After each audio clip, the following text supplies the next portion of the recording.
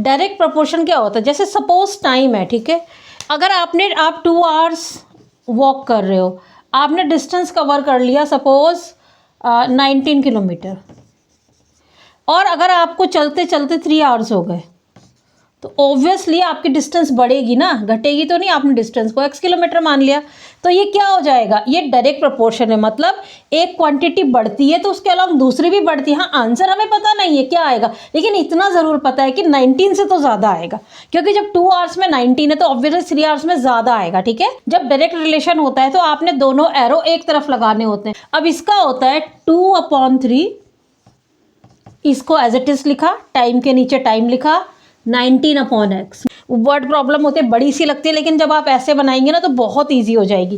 Cross multiply करो, 2 × x, 28.5 kilometre आ गया आपका।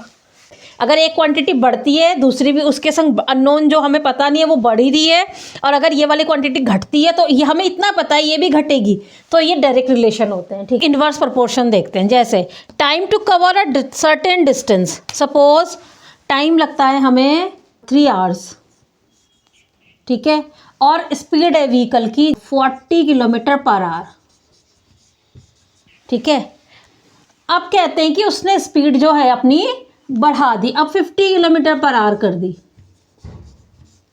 अब आप बताओ, time taken to cover a certain distance, उसी डिस्टेंस को कवर करने में अब इससे ज़्यादा टाइम लगेगा या कम लगेगा। जब स्पीड बढ़ जाएगी तो ऑब्वियसली टाइम कम लगेगा ना। इतना तो हमें अब पता है कि आंसर 3 से तो कम आएगा, क्या आएगा वो हमें नहीं पता, लेकिन जब स्पीड बढ़ती है तो टाइम ऑब्वियसली घटेगा।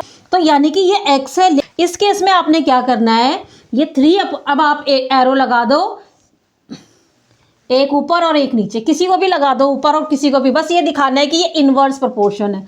ये क्वेश्चन हमने किया इनवर्स प्रोपोर्शन का। इसमें आपने क्या करना है, इसमें आपने करना है 3/x इज इक्वल टू, अब इसको उल्टा लिख देना है बस, 50/40, और कुछ नहीं करना, बहुत ईजी है।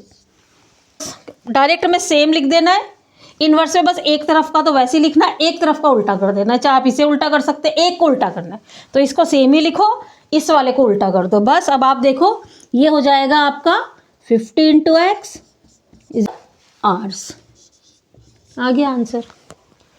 टाइम कम लगना था ना, ये थोड़ा सा आइडिया ले लेना कि इससे छोटा आए आंसर।